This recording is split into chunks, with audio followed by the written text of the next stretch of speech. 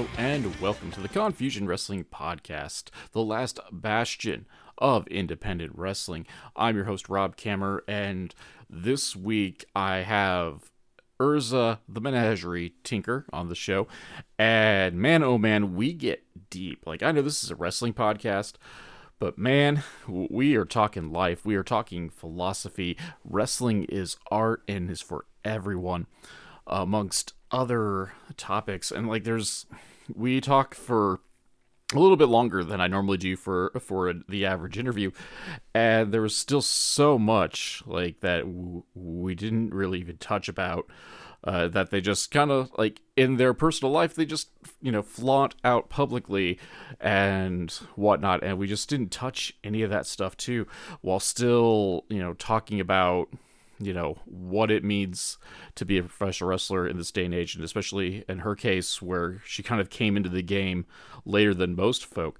However, that being said, like, this is going to be, I think, one of the more interesting and more memorable interviews I've gotten to do in the last few years. So on that note, let's just cut this well, not really cut this out, but just end the intro part right now. Gonna take a pause for the cause, get yourself an energy drink, all that sort of good stuff, and we'll be back with un momento, or we'll be back un momento with Erza Tinker. Hey folks, the Confusion Wrestling Podcast has become a veritable hub of shopping and treats and all that sort of good stuff. Whether you need a sugar-free alternative to energy drinks in the form of Raise Energy, or maybe even, top-of-the-line ice makers, coffee machines, and other household appliances, all through my links section.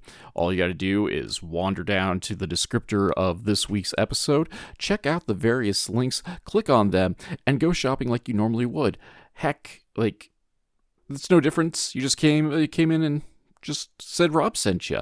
And that way you can get the things you need, maybe even at a discount, and the podcast gets a kickback as well. So be sure to check out those links. Thank you very much for listening. Back to the show. And we are back. Confusion Wrestling Podcast. With me today, special guest, as I said at the top of the show, it is the almighty. She is Erza Menagerie Tinker. How are you doing today, Erza? Absolutely wonderful. Thank you so much for having me. Pleasure's all mine. I always start off the podcast with, like, usually the same-ish question, unless someone like ambushes me. The always original, always never asked before question. What got you into professional wrestling? What made you a fan? I am a late bloomer to professional wrestling. I got into it around like 2017, 2018, but like really started watching once AEW was a thing. And it kind of inspired me to find like a pro wrestling school near me to see if I could like be a referee, because I never was an athlete. I wasn't on any sports. I come from the world of musical theater and technical theater. So entertainment, but definitely without the athletics and sports of the sports entertainment. And I ended up going to a school out here in Colorado and fell in love with it and kept going to a different school out here where I still train with and work for, and am completely obsessed with professional wrestling and lucha libre, which is also like super cool. And if I'm quasi dox your geographic vicinity anyway, Rocky Mountain, Colorado region, like they've got like a handful of like cool lucha stuff going on out there, just like randomly. Like, I like to think so. Like we have like a world-renowned deathmatch tournament that happens every year. Owen, he's like a big guy, and he was like Tucker on WWE. Came from there. Abaddon comes from out here. So yeah, we've got a pretty poppin' independent scene out here in Colorado. Yeah, because every now and again, like I remember like Rocky Mountain Pro is a thing, and catch like maybe a couple. That's where I started. Yeah, and Yeah, because I actually had a Noelle Summit on. Gosh, time Yes. means Oh, nothing, but she's awesome. yeah, a We couple, haven't shared the squared circle yet, but we trained together when I like first started. So that's awesome. yeah, I she's hope to awesome. kick her butt one day. Because well, she ran. I think she was scared of you and ran off to the rest of the other side of the Midwest. Yes. Oh, Such a exactly. force. This makes sense. Well, she's I always mean, welcome back. Maybe but then we'll again, tag team and kick other people's butts. there we go. I mean, of course, you guys are stuck with Abaddon too, and that's plenty scary. Very true. I might be almighty, but she's, yeah, Fun truly a fact. monster. Fun fact. About the only time I've actually like nearly gotten an actual fight with a wrestler, it was Abaddon. Yeah. Oh, hot diggity. And it was over a video game too. She was They just thought really passionate, or what yeah, happened? yeah.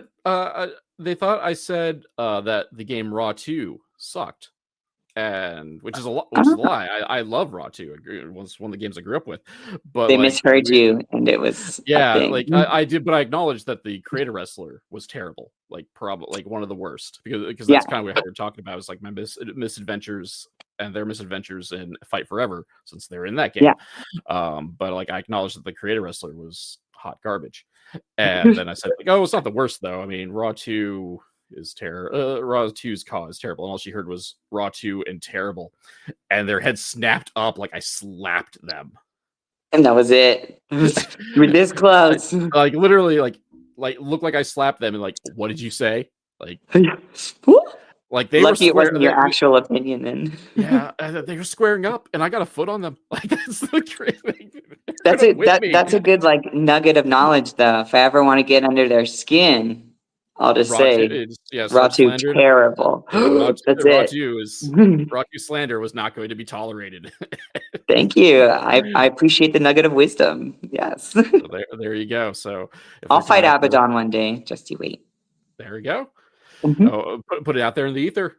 Absolutely. Fantasy book everything. We're just going to we're going to start this party off fantasy booking rather than wait until the end of the show to be like, who do you want to face within the next calendar year? Like, nope, that's where we're starting. We're just Abaddon, Noelle Summit, the Marionette, of course.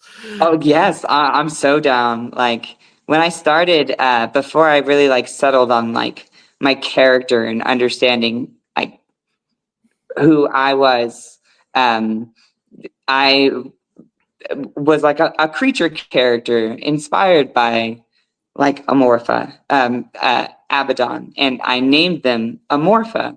I have dissociative identity disorder, so I often like I exist from a sense of like multiples. So I usually like on all my social media I say we, and it's more respectful to how I really exist, but talking normally in life would be impossible if I spoke like that to everyone because it would just be confusing. So I totally understand what it's like to be beyond human. So to be able to tell stories with other beyond humans would be absolutely guaranteed entertainment. So there we go. I don't know if I've ever actually spoke to someone with the official dissociative identity disorder. So You're talking to all of us. yeah, there we go. How deep do you want to talk about that? Because now I'm morbidly curious about Let's talk. it. Again, if you don't want to talk about it, like I'll back off. That's cool. But no, I love it. I'm like super open because I come from a psych background in theory, cool, yeah. or at least that's what my degree says. But yes, so I guess I know there's like a lot of, we'll call it misinformation just because of like that's how television and movies work. But like how often do you kind of we'll say disassociate or like back off and have another personality kind of take over, other kind of come through? Every time I wrestle, for sure. Usually when I'm experiencing heightened emotions brought on by like external forces, and like I'll react in ways that Erza doesn't. And it's like adjacent to a multiple personality type of switch where I don't really Jekyll and Hyde. We're all existing in tandem. Like when I talk about it with my therapist, I settled on using a vault analogy.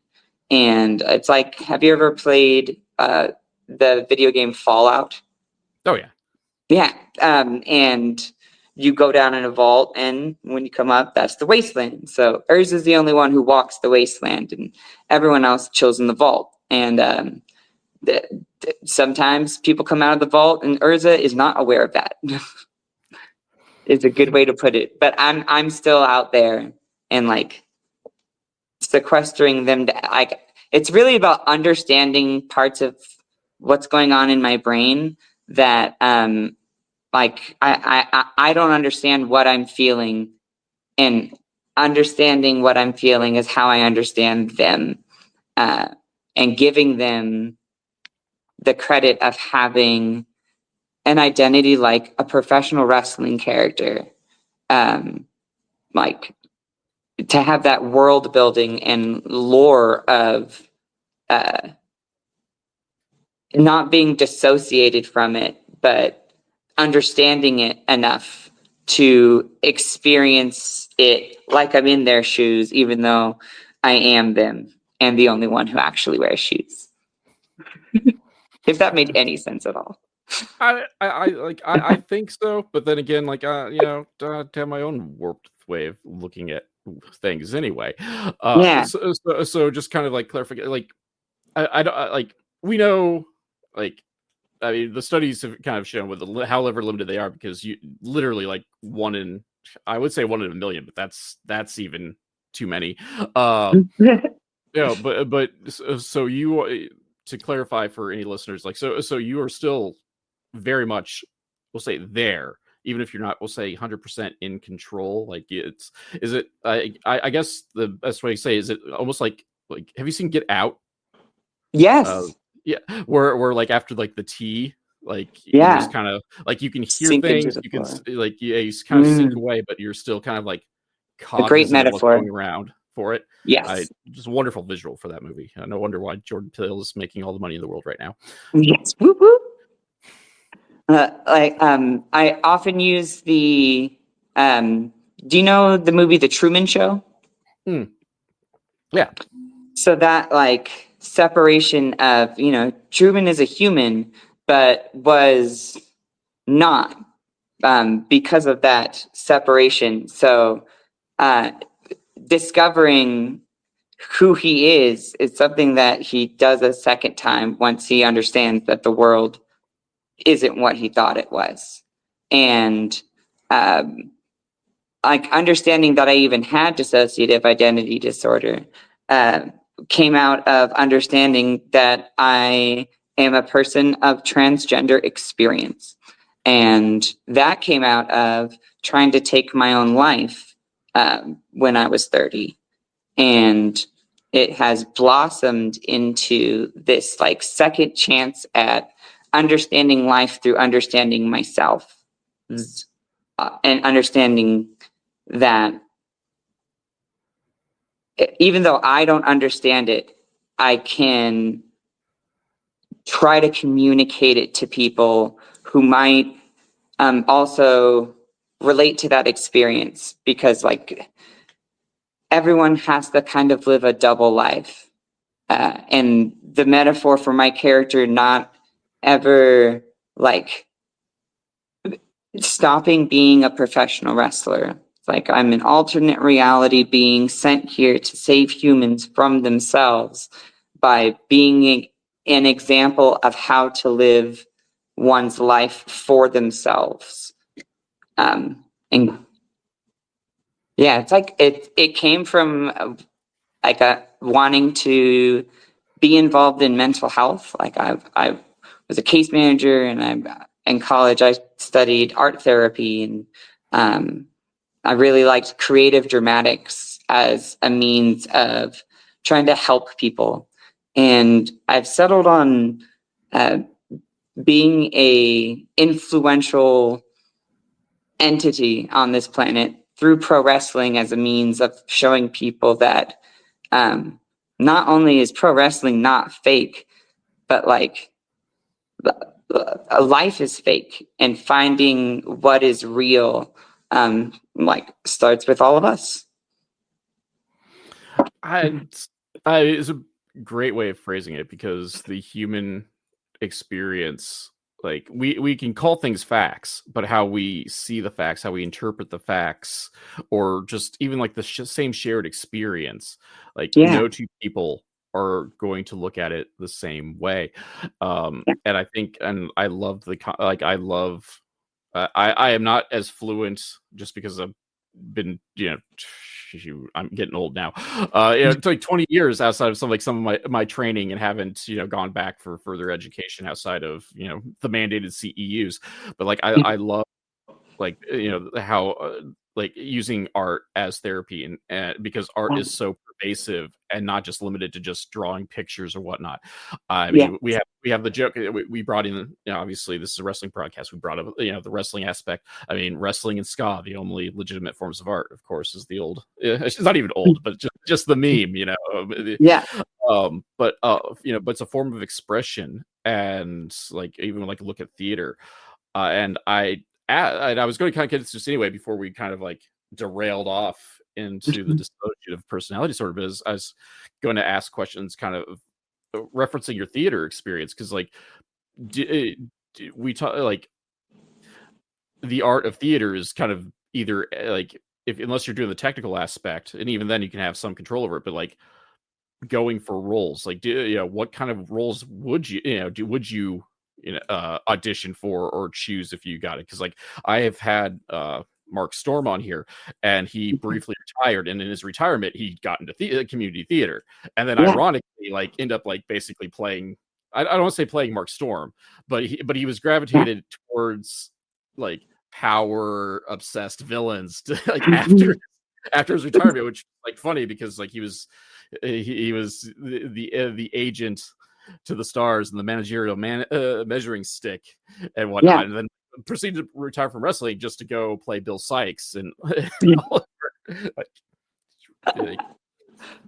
That's I guess. The crossover between theater and professional wrestling is what piqued my curiosity at first. I didn't watch it ever as a kid. And I had a partner at the time who watched it as a kid, as the predominant amount of people I have met in the pro wrestling world has had it throughout their life. And like, it was a part of growing up. And not having that is, it feels like a hole, but I can appreciate that it's filled with my time in theater, and playing all the roles I could even want as a young male. And I haven't returned to the world of theater since I started living a life however the hell I would like. And that only applies to the traditional understanding of what theater is. Because like, movies are theater. Politics are theater. Pro wrestling is absolutely theater. And when I like am matchmaking with my opponents, I ask them like, what story do you want to tell? Which is very different than what moves are we going to do. And you'll never have the same audience twice in pro wrestling. So like, I get some flack from a family member who calls it fake and says that it's choreographed. Having done many choreographed, meticulous dance numbers, we might call pro wrestling a dance, but it's not dancing. It is fighting, and it is more like whose line is it anyway, with a improvisational element of you gotta flow and yes and what happens if somebody stands up and throws a full beer can into the ring and hits the wrestler. Like, we didn't script that. We don't script any of it. And the insane beauty of that, like, well, it's awesome for me to see an opportunity to tell stories a different way in wrestling and reach a new audience of fans who deserve to equate pro wrestling with their Marvel movie obsessions and their other fandoms in life. Yeah, it's so cool. I'm kind of obsessed with pro wrestling. No, I think and actually, like, I do think at a certain level, you coming into it later in life, like, gives you, I don't want to necessarily say an advantage, but it gives you almost a better perspective, because you're not maybe fully aware. I mean, probably by now you've kind of pieced together things, but like your brush on this portrait is a little bit more free than it could be if you watched wrestling for 40 years and now just wandered into the things, because you've become conditioned because this is how wrestling should be. I love how you said that. And I think, and especially right now, like, and not, I mean, necessarily just right now, but I mean, but within like the last kind of like 20 years, as we've seen like a different kind of generation of people come into professional wrestling and broaden what we think professional wrestling can be, because of a myriad of influences kind of bleeding in together, especially with the internet now coming into play, where we can watch. We're not reliant on like hoping your cable box gets a snowy picture of wrestling at 2 a.m. Yes. Like right now, I can just go to YouTube, type in El Santo, and watch. Okay, I'll probably get El Santo movies too, but I can watch El Santo matches from 50 years ago. I can watch a AEW this past week pretty darn easy, or WWE, or something down in the swamps of Alabama at my fingertips, just because it's there, and because it's of all so these accessible. Things, so now these things bleed together, and like I think it's been great because it has allowed people to express the art of professional wrestling more than just what we'd see in like the AWA, where everything is legitimate, like whatever. Like, we can bring in our Marvel influences. I mean, look at Lucha Underground, like how they blended telenovelas with professional wrestling. I know it didn't. It was awesome. I got to meet Vampiro the other week, and he is awesome. And I remember watching him on Lucha Underground and just like, yo, I'm meeting like people are still out there doing it, telling those stories and being an impact in that way. And it was just cool to see. Like, one of the rare occasions I've had my photo taken with a wrestler. I usually don't do a whole lot of photos. I got to meet Drago and Aerostar, but Drago was like bound and determined to take a picture with me. Like, all I wanted was the 8x10, and he just kept like, photo. I'm like, no photo. Like, no, like, I mean, my Spanish is pretty negligible, but I know in Spanish is also like, no photo. We finally settled, just because it was free and evidently came with the 8x10. But so like that's like one of my fun little stories where like he was just like bound and determined to get a photo with me, and so it's like sitting there on the phone, and like and how I had to like scrunch almost in half because he's not a large individual, and I am by a lot of metrics. Also surprisingly small, or maybe not so surprising. I did get to meet Dario Cueto in Chicago, and Cicero technically, but everyone else calls it Chicago if you're not from the area. Still is part of MLW, and I went explicitly to boo the one called Manders, but part of the experience is for an extra meet and greet fee, got to go meet Cesar Duran, as he is now known, and so like he's also very tiny. but That's why but they're so angry. so that's why he's got muscle for him, even though Exactly. even though like he's no slouch in like the athletic department. He just may not be a fighter. That's all. Yeah. Because I've seen And him dance. you, when you can have other bigger guys fight your battles for you, that just makes you even more powerful when you don't have to even raise your hand. If you can win fights without getting punched in the face, I mean, That's that. See, did you that's even what I lose that like. fight?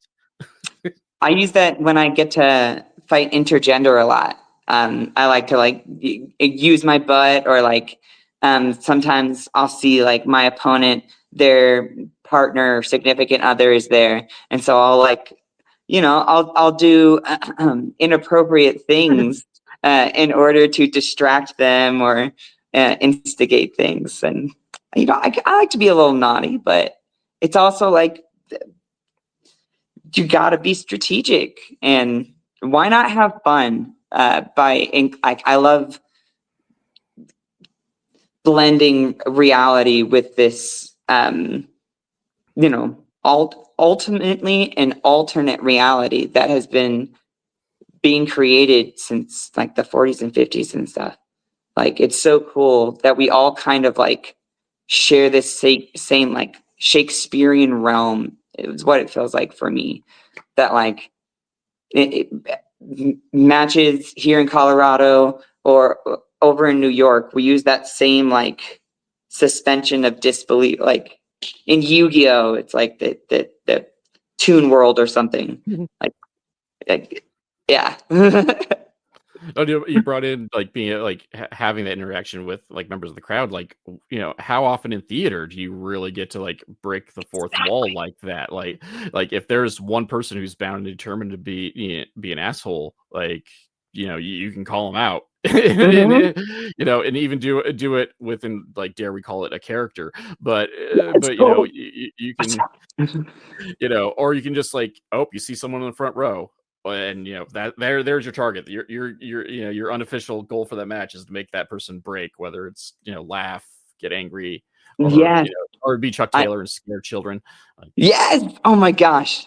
Like kids are awesome when it comes to pro wrestling because like it's so real for them still.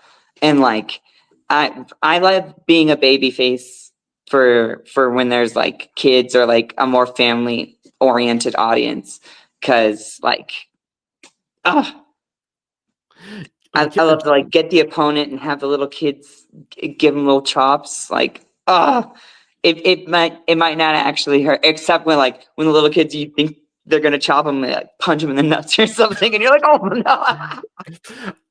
Say one of the last times I saw that was the local promotion, and like all the kids were doing chops except for one kid who was just throwing live rounds, and like Yes. they finally like had to like security had to come, like even the babyface even had to be like, you got him, kid, you got him where we want him. Yes. And the security had to like usher the kid away. The The kid kid, was like, I love it. and right to the face too. like oh no. I love it. Out here, we have at Primo's, where I work, Primo's Premier Pro Wrestling, the butcher shop has a kids class, like a youth class. And one of the kids, his name is Cholito, and his dad is like a cholo ref. And so he like wrestles sometimes out here. This little 10-year-old kid, just like, I love it. And of course, like the adults are like, oh my gosh, it's a kid, it's awesome. But the kids are like, yo, I see myself in a ring with these like monsters or guys, like, and this little kid just super kicked that guy with huge muscles, and it's so inspiring, and you can't like fake that. Like, that is worth more than any of the paycheck that might happen. For me, like, I understand that it's a business for most people, but I'm totally in it for those moments. Or I'm a part of a tag team, and our 4-year-old just got to wrestle with us. We were Team Rocket, and she was Meowth and got to drop kick some people, and the crowd went crazy. It's awesome. I find it an underrated spot in wrestling in general is like instead of just like letting the kids shop, but like using a child as a weapon. Like Yes. I love watching just like somebody just grabbing a relatively small child from a crowd and now like they're just beating their opponent with the child. I wish more footage was of it with the submission squad, because like that's what they would do when they'd come to Peoria, Illinois. They'd use children as Oh, weapons, cool. and Yeah. Oh my gosh. Everyone's having to like sign a waiver. Your child might be used as a weapon. So oh, it was okay, IWA. cool. It was IWA Mid South. There was no waivers. A lot of some serious things Sounds like said were, indie wrestling, baby. Waivers. but I yeah, watching people in wheelchairs get used as a weapon quasi without Yes. fucking Oh, that's sense. awesome. I watched Madman Pondo like spent like a legit minute like trying to get a guy's attention, asking if his brakes were on, and Yeah. then finally he literally said "fuck it" and just nabbed the guy. And luckily his brakes were not on, so nobody got injured in the process. But like he seriously was standing in the ring going, "You, like, there's only one guy in a wheelchair here. You." Yeah. Your brakes on, and he's gesturing, wheelchair moving motion. And the guy's just, I don't know what that guy was doing. He was just off in La La Land or something, and like finally was just kidnapped by Madman Pondo, and It happens. uses a battering ram, and just where else are you going to see things like that? Exactly. Where else? And gave that guy memories for life that he's gonna tell people, and like it's like bending reality, and so many like mind bending things happen in life that kind of suck, and it's really cool to have one that like anybody gets to be a part of it. Like, yeah, there nobody's not allowed to enjoy pro wrestling, but a lot of people feel like they understand it already because of the 90s and when it had its popularity, and they're like, oh, pro wrestling is just Hulk Hogan. And I think women being categorized as actual professional wrestlers and athletes on the main stage, like in WWE, really set a trickle down effect of like re-inspiring wrestling on an independent level, to where it became more and more accessible for more and more people, and then more and more people could see themselves in the stories. Like, we all get to be lead now, and without being mistreated. It's not an industry void of mistreatment, because it is the entertainment industry, and that can be a hard reality for a lot of people who get into like the turnover rate for wrestling is pretty high. I mean, even if we cut out the seamy underbelly of professional, I mean, it's just a grind for you to do this. It takes a mindset, because like no one knows who you are when you start out the party, and if there isn't a promotion attached to your school, and even then that doesn't guarantee you a spot on the show. Yeah. You have to like send out like the packets. You have to reach out. You have to go make the towns to just to get your face out there, to even like pretend to be on the show. And then of course you brought up like compared to the entertainment industry, which has has its own seamy underbelly, that unfortunately we still see, and is not taken, as much as it's gotten better, is still not taken seriously enough, in my humble opinion. But that could be a whole other podcast right there. Try to keep things on the quasi, light and fluffy. Like at least we'll call it the uplifting, even if we're not going to call it light and fluffy, because I think we've already blown past the light and fluffy aspect for this episode. Which whatever, man. As the host, I could have put a stop to that, and I didn't. Because either I'm okay with it, or I'm a terrible host, which it's probably a mixture of the two of them. But going back to the kind of like the point of it, like pro wrestling being for everyone, and like this is something like, in terms of my demographics, like I'm not as good as I could be at various points, but like obviously one of the things that like pops up with, especially with the LGBTQ crowd, like we talk about how representation matters. Yeah. And I've had at least, well, I shouldn't say the Illinois scene because they haven't been uh just in the Illinois scene, but like I've had the Luminary on, who is non-binary, Yeah. and also showed showed my ass on that one, but I also showed the importance of like accepting, apologizing, and moving on, because after I accidentally misgendered them to start the party too. But like also like Irving West, who is out and proud, and Yeah. actually, which I didn't know until I talked to him. Like, I didn't know he was also part Native American as well. Yeah. It's just not part of his visible, we'll call it visible identity. Yeah. He looks as white as I do. Mhm. But but being able to see those, see these folks who are, out and proud in whatever, I guess whatever, we'll just kind of blend it all into whatever demographic Yeah. you're representing, whether it's racial, sexual orientation, gender, or lack thereof. It's Yeah. important being able to see those roles, and like this comes up. Well, we compared to like Hollywood. We're seeing that we still get those like, oh, well, you're gay washing this. Why does everyone got to be gay? Yeah. Why do we got why is they got to be black? Yeah. Especially if we're doing adaptations of things, like all of a Yeah. sudden, like people are up in arms over everything, and just kind of forgetting that, I don't know, some of these demographic choices will not stop a movie from either being good or terrible. Yeah. Or like, suddenly like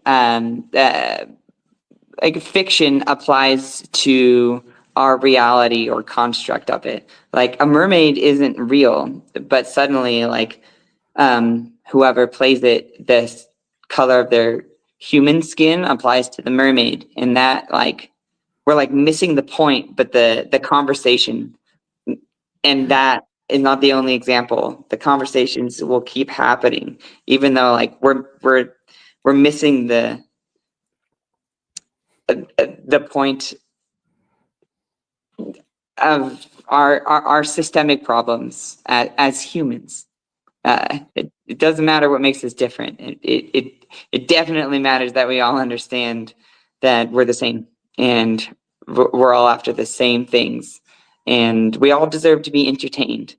And yeah, And I mean, if I can make it sound flippant and easy, like as long as we're being like at the end of the day, if you're being entertained, like why does any of that stuff ultimately matter? Especially in a yeah, world of fiction where literally yes, anything can happen right now. Like, yes, we don't care that a man can magically like light himself on fire and he survives it and is not in crippling pain, and going out yeah, and just screams flame on and just flies around just because he got space rays from the sun yeah, or wherever. Like we accept that, but like God forbid if we just, I don't know, change him ever slightly, yeah, and or just like works of fiction that were never visual to begin with, and now all of a sudden we care, even though like at exactly, no point did we ever talk about like what the hair color of the Little Mermaid was, or yeah, anything like that, or like the fact that like Disney washing is kind of a thing, which is probably for the best if we're talking children's tales. Let's be realistic, where Jiminy Cricket gets squashed in the first act of Pinocchio, you know. But like at the end of the day, like none of this stuff like should like really should matter. Like especially if you're building your own, I don't want to call it like universe for it, but like, but if you're setting up your own rules for how things work in this specific reality, like, yes, at the end of the day, like, why does it matter? Like, yes, do I yeah, have my preferences about things? Of course I do. yes, But, I can just not watch it if I don't like it. There's a reason I've yeah, only seen the Snyderverse movies like once, yeah, because didn't like them. Like, I'll let you guys like them. That's fine, but not, wasn't my cup of tea. But instead of just like spending yeah, 45 minutes online complaining about it, like I just went like, yeah, 4 out of 10. Let's move on. I know. But wrestling, but like taking it back to wrestling, wrestling's malleable like that, especially if like you set up it your own, is, like every company is its own little universe. Like, yes, there can be, you can acknowledge other universes, but like maybe this company really likes to do the intergender stuff, so like magically like everyone is equal, but like it's more likely that someone who's 5 feet tall can take out someone who's 6'5". I'll phrase the reality like that a little bit more than Yeah. just calling it equality. But like Yeah. but or we got various forms of like looking at like Chikara, like interspecies battles in like the early years, or however tongue in Yeah. cheek we want to take like the ants. We reference Lucifer Underground, like Yeah. who has bloody time travelers and like Yeah. magic snake women who can resurrect people from the dead, or however many Yes. times Mil Muertes got one of his 1,000 deaths. you Yes. know, One of like his 1,000. yeah, Exactly. it's like it's like I know there's something I think especially nowadays there's something for everyone, and like I mean you just for better or for worse you got to be able to just have the drive to look for what it is you're looking for. If you like the old school stuff, like there's plenty of it out there, plenty of companies do it, or heck, even like YouTube alone you can watch old WWE or AWA or whatnot, Yeah. get some bootleg DVDs. It's all cool. Yeah. Like they'll get there, and we'll infect the entire world with entertainment they didn't know they needed.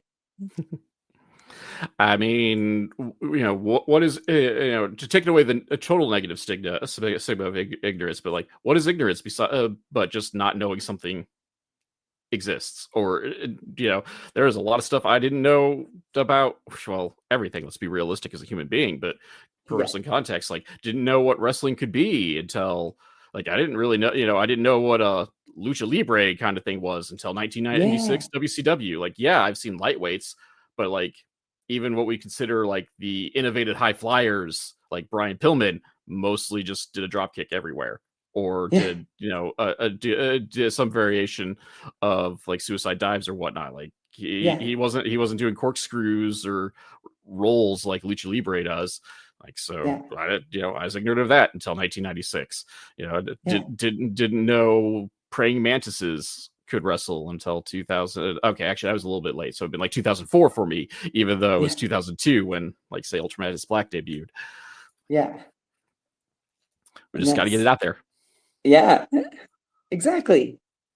It's all about exposure, and it's cool that like um other people's wins in pro wrestling are good for me, like because what's good for pro wrestling is good for all of us.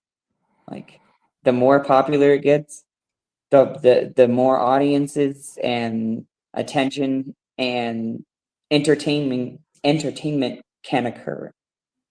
So like I know it feels like it's supposed to be inherently a competitive business, just like everything else is, but it is a collaborative art form that also includes the people that we compete with.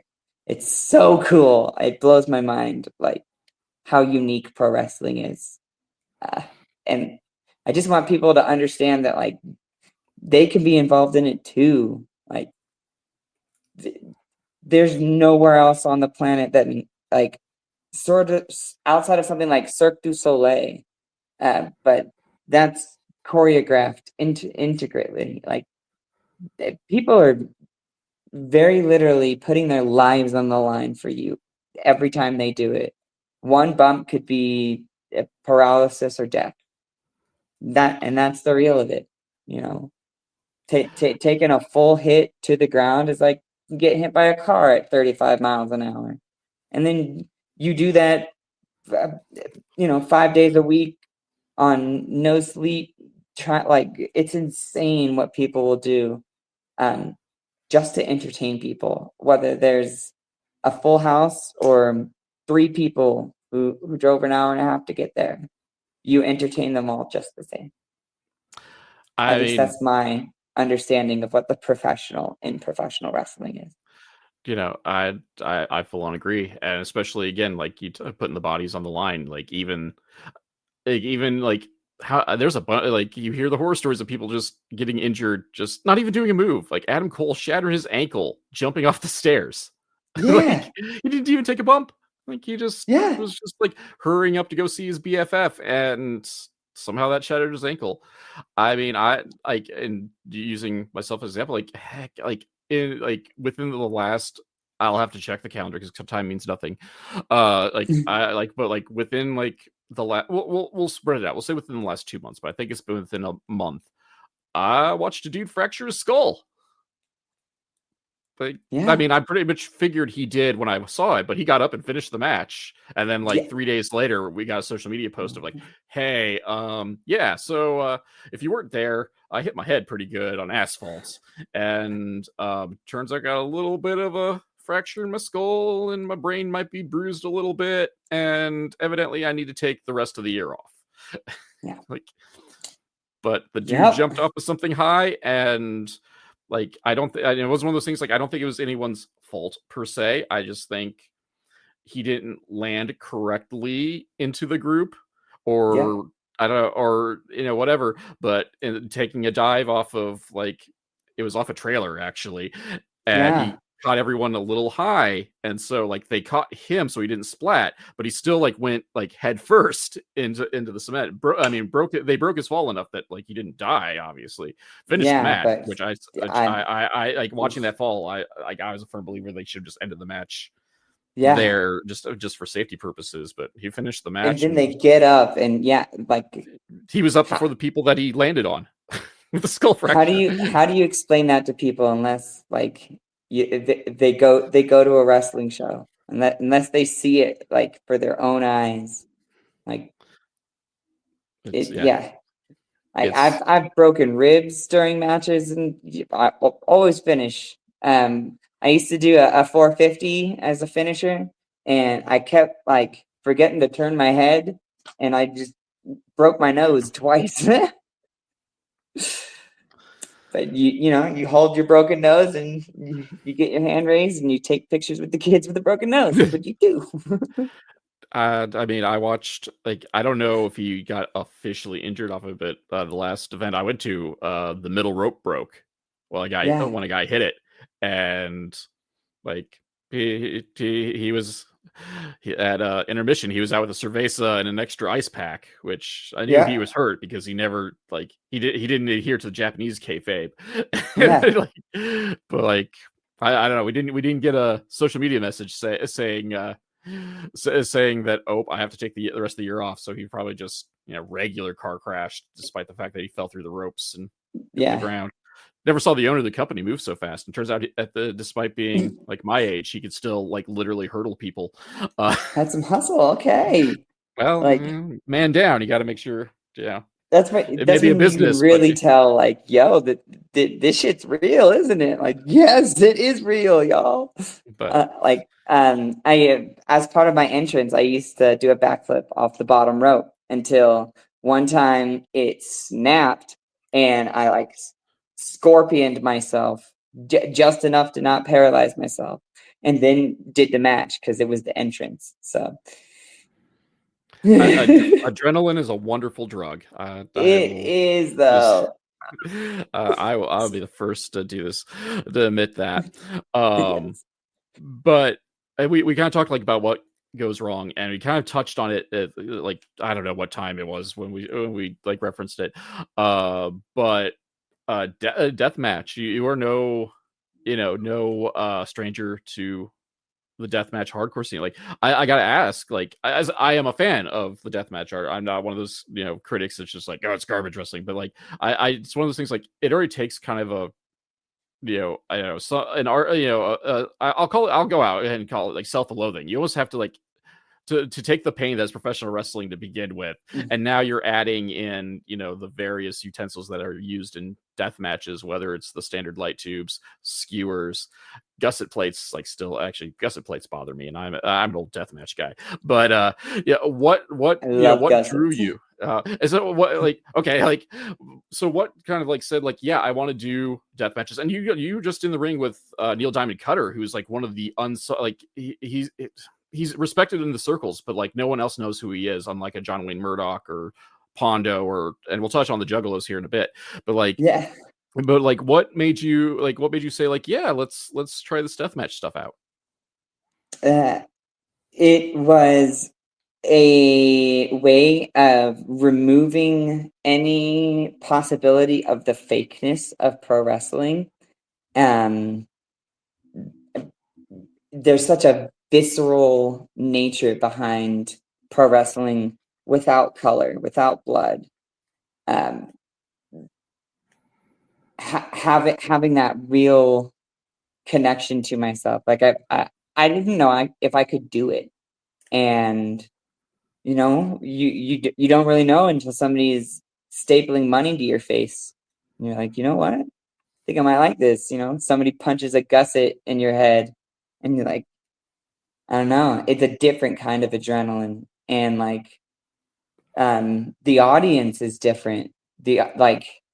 There's an animalisticness behind being human that the more we have become domesticated and modernized to technology and stuff, like we get farther and farther from that like hunter-gatherer type of brutality. And deathmatch is a way where like people think we're sick for doing it as the wrestlers, but the audience is like They might be worse. Yeah, that bloodthirstiness is like, now that is a side of humans that made me afraid of them in the first place. And I know it's in everyone. And that like it's one of those like guilty, like, oh, we don't behave that way, but everybody behaves that way. Like that's where you can get like crazy serial killers who have these double lives. Like humans have a darkness to them, and to know that I want to utilize whatever that is in us to entertain people, I just think it's so cool. Like, and you can tell stories you cannot tell anywhere else because the blood does the talking. Like you can only watch somebody bleed so many buckets before like I think this person's about this like you can't keep your brain from like getting engaged to it or like having to look away. Like my parents can't watch me do it. Like they have, but like it sickens them, and I have to come to terms with knowing that it's not for everyone. Pro wrestling is for everyone, but deathmatch wrestling can be more selective just based on the nature of it. And as long as people cannot be disrespectful of it, I'm good. Like if somebody can say, I just can't do blood. Like one of the guys who worked our Slave to the Deathmatch tournament has like a thing for blood. It makes him nauseated. And, having to go out there and help clear the mat between matches and stuff, like it helped him build a bit more of it. But like he couldn't watch. He usually watches his fellow brothers when they're in there scrapping it up, and it's especially difficult not just to see blood, but to see blood on people that you're sharing a locker room with. It's one of those things. Like I definitely, like as I said, like I don't definitely don't mean any disrespect asking like the question like that because anybody who has access to IWTV or an extensive DVD collection can find me in the crowds of like at least one deathmatch tournament. Mostly because awesome. it was like less than 100 people showed up, despite being it was not Tournament of Death, King of the Deathmatch, IWA Mid South. Yeah. So at the time, like arguably one of the largest deathmatch tournaments or more famous deathmatch tournaments in there. And like you look carefully, you can see me and I would call it my crew, but it was really just like my best friend and my father, which heck yeah, hated it. Dad hated it. Hadn't seen professional wrestling in person since AWA, and got his cherry. You take him to King of the Deathmatch. King of the Deathmatch, and like we would go to the bar. We went to the bar. Like it was like 3-night or 2-night weekend. So like we did both nights, and it was great because we like went to the bar before we left because I had to go pick him up. And you go to the, like, let's go get a beer first. I'm like, cool. Like, we got a beer, and then like he would go shit on it the entire time we were at the bar, just not to me, who's sitting right next to him. He's like, the bartender, like, just like, all they did was cut each other with light tubes and shit, and the place we were in should be condemned, which, I mean, the building should be condemned. Like, you get tetanus from looking at the, Bellevue Plaza. But I'm sitting like, Dad, Blood we have enough. everywhere. I'm taking you, and we got another 7 hours together, because Lord knows it's an IWA mid-shaft show, so it's not going to start on time, and it's going to run late. Yeah. And so, like, after that, like, I've taken wrestling since. I don't know why he showed. I don't know how that didn't shatter his trust in me in wrestling, but he agreed to come with me later, like, to other events. Yeah. I just had to, like, initially promise him that it would be kept, like, that stuff would either not be present or kept to a minimum. Yeah. Despite this, he's a big fan. He was a big fan of the Necro Butcher. He just didn't know cool. Butcher Yeah. was. I butchered the Necro Butcher. But A like, fine fellow. I would not like to fight him, but I would. But brain damage ever since the day I was born. Dad just didn't know. Dad just didn't know he was a deathmatch guy. He just, like, the match was just a regular hardcore kind of match. So, like, they just used chairs and, like, whatever was ringside. They didn't do any of the deathmatch stuff. So, like, I asked him, cool. like, Just hey, hardcore. did you? Yeah. Made sure, like, hey, did you enjoy yourself more this time? Like, oh yeah. What'd you like to see? I like the hillbilly.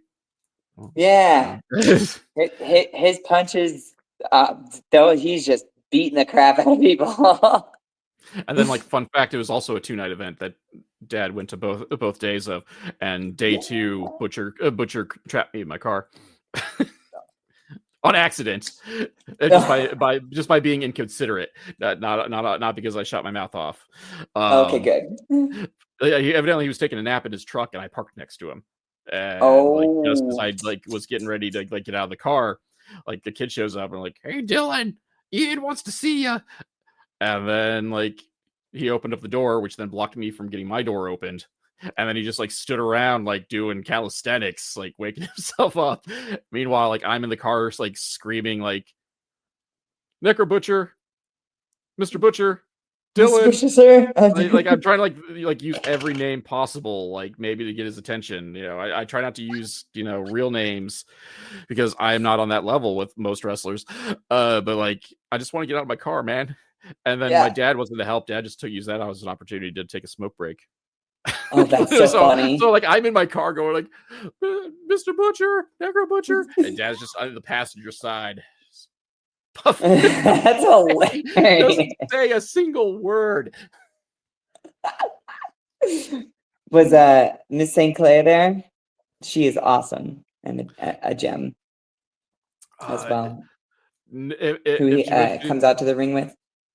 No, he was flying solo for that. I saw her at ICP JCW. I was gonna say that's gonna be my next topic, because I saw you worked with the clowns, and in addition to I mean, you can't respect the clowns and not have some respect for the deathmatch, because that's kind of where they cut their teeth too. But what was it like working with the Juggalos?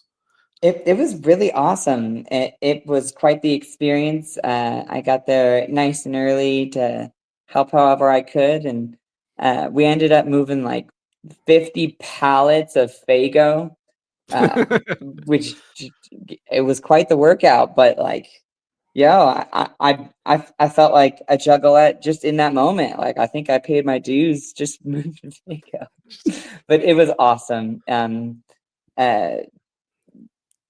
I would lovingly work with him again, and I started listening to ICP. I was probably the least juggalo person in the building, to be honest. So I got to learn all about things, and the crowd liked me. Like, they were cheering my name, and I was told, good job on getting the crowd to be behind you. Oh, and that's something. I mean, that's something to be proud of. I mean, getting any crowd on your side is always a good thing. But, like, sometimes dare I call them the smart fans, or sometimes a lot worse to kind of, like, deal with, because they just kind of do their own thing, Yeah. regardless of kind of like what the expected roles are. But like the Juggalo crowd like is very knowledgeable about their professional wrestling. It's about as close as we're probably going to get to like a OG like ECW kind of crowd in terms of like Yeah. their knowledge of the business while being appreciative of being entertained. Yeah. So getting them on your side is that's a very hard pat on the back right there. Well, Um, thank you. It was a really um, awesome experience. And yeah, I got to meet Black Dahlia, who is a really awesome person, and just spent some time getting to know her. And her story is really awesome as well. And yeah, essentially, hopefully, I'll get in some way somehow with them because I think I would be a cool asset to their storytelling because yeah, I'm freaking out there, and I'm definitely not afraid to be silly and just gnarly. I'll bleed buckets anytime. So I'll have to add you in like my little special, like my special like side burst of getting people, like, trying to get people like a second look, because I had Fox Vineyard on the show, and he's actively yeah, petitioning to get back on. He's on JCW, and actually, in his case, he was just the master of battle royals, and he's looking to yeah, get some either single or tag team action with sick. JCW. So we'll put you that pound. Like, hey, everybody. Oh, I don't know. sweet. I don't think the clowns actually, pay attention to me, but I don't know. Sometimes people just vanity search, and who knows? Um, mm-hmm. There's Yeah. like 0 degrees of Kevin Bacon in this industry. Like at any time, like anyone you meet and you have, you know, good rapport with, like that's how people get bookings and how we all commiserate with each other. It's by helping each other come up in this business. Like at least for me, like I like when other people are successful. I just like also to be successful too. Oh, well, of course. I don't want to sink putting everybody else over. Uh, Yeah. but if we all can have a piece of the pie, as you put it, Exactly. like the benefit of you know wrestling being popular is that like it's about the only way trickle down economics truly works. Yeah. Yeah. It's like in the entertainment industry, or at least with wrestling, whereas the more popular wrestling as a whole becomes, whether it is in the form of WWE or AEW and them battling Yeah. out, but like all of a sudden, like people realize, like, oh, wrestling's near me and costs a lot less to show up to than the 50 plus bucks to get a tolerable ticket at any of the big leagues, and like that's just Yeah. lowballing things, because that's a whole other sidebar right there. Yeah. But like you can go to an indie event for maybe like $10 and still like Yeah. be like in like the you know in the first handful of rows. Like Yeah. my usual haunt is just everything's general admission. You just pay the fee, and then whatever seat you happen to sit down in, that's yours, whether it's the first row or standing. Like Yeah. you can be that close to the action for for not that much money, which is Yeah. some of the beauty of professional wrestling, is that depending where you own it, it's still very much affordable, It low, is. a pretty cheap night of entertainment for the next couple of hours. And like something that is fun to like for friends to do, especially in like touristy locations. So like cities, like people are always out here looking for something to do, and like giving people something to do, like pro wrestling, like um, Rocky Mountain Pro works at a event at like a beer house, like a beer garden.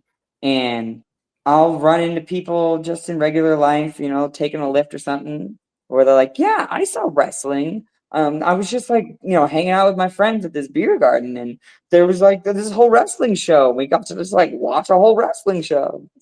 Yeah, that's what I like to hear. I love the like the bar shows, just because the crowd is usually pretty good for it, just because they're not your traditional wrestling fans. So like Yeah, once they're into it, they're into it. Or even if they're not necessarily interested to that, they'll find something to be interested in. Because over the yeah, summer, separately, like he one of my friends, he's a hasher, So, or he calls it a bunch of drunks with a running problem. But one of the things they did is like end up at this bar where coincidentally it was part of a larger festival and pro wrestling was there. He was just there on a stop and Yeah. getting a drink on the stop, and then wrestling was there, so he was just like, well, everybody else wants to hang out and see what's going on. Like, I might as well too. And like, oh, it was kind of fun. But like afterwards, like since they were wandering the crowd after the fact, I like stopped to talk to him because like one guy was wearing a full bodysuit on a fairly warm day, and I was like, Yeah. had to go like ask him like, one, dude, how much does that suck? And then two, that is a really nice outfit you're wearing. Can I touch it? uh, That's awesome. but yeah, like so, like he didn't become a wrestling fan off of it, but like he had himself a darn good time for that afternoon. Yeah. Those are memories of pro wrestling that are positive. And having those is imperative for like changing the like perspective of pro wrestling that was kind of like negative for quite some time. That yeah, the bra and panty matches is the only thing women do, and uh the like learning that racism isn't all that funny anymore. Like that took time, but a lot of people haven't really gotten like a new understanding of what modern pro wrestling is. And short of watching WWE, like having these opportunities to learn about it, like I'm so happy to be a part of it and to have awesome people like you a part of it too. As I said, pro wrestling's for everyone. Maybe this thing's not for everyone, for every person, but the whole genre, like, is. If death matches aren't your thing, we got some lucha. If lucha's not your thing, Yep. got some old school stuff. If not any of those things, like we could probably find some kaiju big battle or something of the like and Yeah, I've seen destroy some those are buildings. fun. But all right, I think as much as fun as it's been, we should probably go ahead and wind things down just to be respectful for your time and whatnot. Where Totally. can we find you in the next couple weeks or however long you can remember upcoming bookings to find you at in person? And then if we can't see you in person, where can we find you on social media? Next show is this Sunday. It will be live on Triller TV. It's Primo's Premier Pro Wrestling Under Pressure. Dum dum dum dum dum dum. It's gonna be awesome. You'll catch me kicking butt. Hopefully getting back my women's championship that I am just letting be borrowed and totally didn't lose it legitimately, so it's like still technically mine or whatever. And the following Sunday, a promotion out here called Loco Pro is returning to the scene after like almost a decade, and it's a battle at the Opera House where I will be facing a new opponent who's kind of popular as well. His name's Cody Devine. I know he vapes a lot, and he comes out to the ring just blowing big old vape clouds. So I think that means he was born at a vape shop. But I shot a promo the other day where that ended up not being the case. So I'm gonna see if I can like set up some old timey traps to catch him before the match. But probably we'll just end up kicking his butt there too. And you can catch us online always at Erza Menagerie Tinker or at Erza Tinker, everywhere from YouTube to Facebook to OnlyFans. I'll try to do my due diligence and like throw all those links, or at least as many of them as I can, in there. Sometimes I bother to do hostly duties of research and actual promotion and whatnot. But that Thankfully, being everything is just my name, which is also, fun fact, my actual legal name. even better. Mhm. I did find out that we have to update Cage Match because they only acknowledge you as just Urza. Oh, really? Oh, good to know. Good to Yeah, know. because I again tried to do some research and I typed in I did try to go all three names and then just stuck with Erza Tinker, nothing. And then I can't remember what I was doing, and I don't know if I just Googled or whatever, and they're like, here's Cage Match. I'm like, I looked at Cage Match. What's up with that? And I click on it, Yeah. and it's like maybe it wasn't you, but it had a couple of matches that I pinpointed from the other social media stuff. I'm like, okay. There's only one Erza. If ring announcers can get my name right, if I get Ezra one more time, I might just fight a ring announcer. It might just happen. You should I'll just see red. make that part of the reality. Like you get it right, or Oh, not everyone. I've done that once. I'll go and I'll snatch the microphone. That is not my name. You get my name right. It's Erza. R before Z. When speaking of we, baby, I try and make everything rhyme to make it easier for people, and you still have a lot to learn, humans. That's okay. I guess I mean I can't say anything because my last name has been butchered since I've known what my last name is. People want to pronounce it phonetically, and it is not. I don't know what my family decided to do different, but it is not pronounced phonetically. There's an extra ER in Cammer according to the spelling. It wasn't. I shouldn't say it wasn't my decision because I guess I could go change it, but the family tree hasn't bothered to do anything about it. That's a changing one's name is work, y'all. Like people who have like the regular life and then the wrestling persona. Like I understand why that is the way because they want your fingerprints. They want to make sure that you sign over your firstborn. Like they want everything. And then you got to remember to change everything. Like not even like counting the government stuff. Then you have to remember to change everything because nothing just automatically goes. Like, so true. Just say I know people who are still fighting with Amazon after getting married and being married for years, and like the Amazon's still under their old name, and like I don't know, but. Everything's a battle in one way, shape, or form, not just professional wrestling. And that's why life is professional wrestling, and that's why I never stop being a pro wrestler. Like this every day is a match, and I'm glad that you won and made it to today. And we're gonna keep winning, baby, like Charlie Sheen without the cocaine, or with more, whichever. Yeah. No, we can't do that. That's illegal. Just throwing that disclaimer out there. Wink, wink, nudge, nudge.